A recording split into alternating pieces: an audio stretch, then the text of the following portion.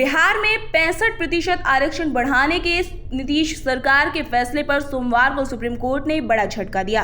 देश की शीर्ष अदालत ने बिहार हाईकोर्ट के उस फैसले पर रोक लगाने से इनकार कर दिया जिसमें बिहार सरकार के आरक्षण को 50% से बढ़ाकर 65% करने के फैसले को रद्द कर दिया गया था।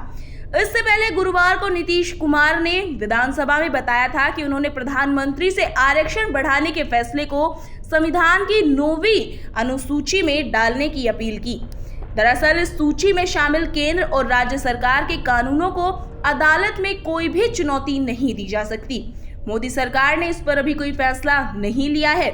इससे पहले ही सुप्रीम कोर्ट का फैसला आ गया। इसके बाद बिहार में राजनीतिक दल हरकत में आ गए हैं। उनका कहना है कि 9वीं अनुसूची में पहले से ही 284 कानून हैं। केंद्र सरकार को बिहार के मामले पर गंभीरता पूर्वक विचार करना चाहिए, लेकिन जेडीयू की सहयोगी बीजेपी ने इसकी मांग पर अभी तक चुप्पी साधी हुई है। हालांकि उसने जातीय सर्वेक्षण और आरक्षण बढ़ाने का समर्थन किया था, लेकिन इस मुद्दे पर वो अभी भी चुप है। इसको इस बात का डर सता रहा है कि अगर केंद्र सरकार ने नीतीश कुमार की इस मांग को मान लिया तो अन्य राज्यों से इस तरह की मांगें आने लगेंगी। ऐसे में हालात संभालना काफी मुश्किल हो जाएगा। बिहार जैसे राज्य जहां की राजनीति में जाति महत्वपूर्ण भूमिका में है, वहां जेडीयू के लिए आरक्षण बढ़ाने का फैसला अस्तित्व का सवाल भी हो सकता है।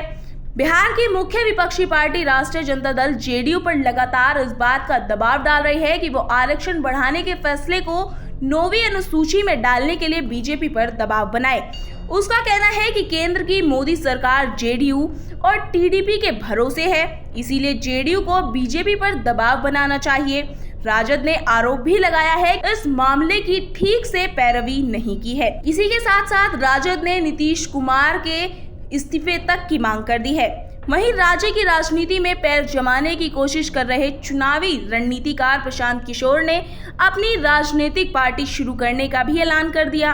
उनका कहना है कि उनकी पार्टी अनुसूचित जाति यानी एससी, एसटी, ओबीसी, ईबीसी और अन्य पिछड़ा वर्ग, मुसलमान और सामान्य वर्ग को अनुपातिक आधार पर आरक्षण देगी।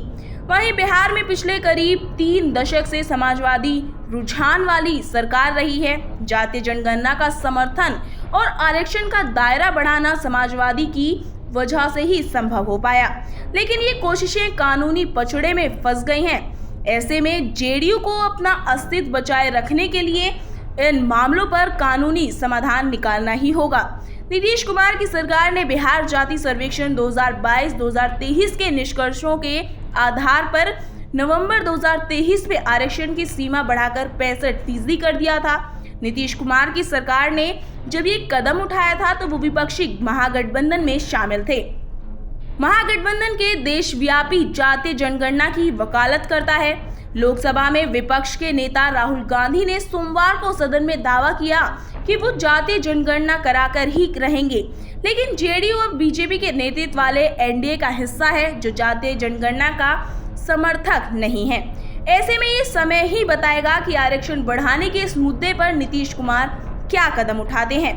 तो इस खबर पर आप ही क्या राय है, हमें कमेंट कर जरूर बताएं। अभी के लिए इतना ही। Bureau report, Keshav times.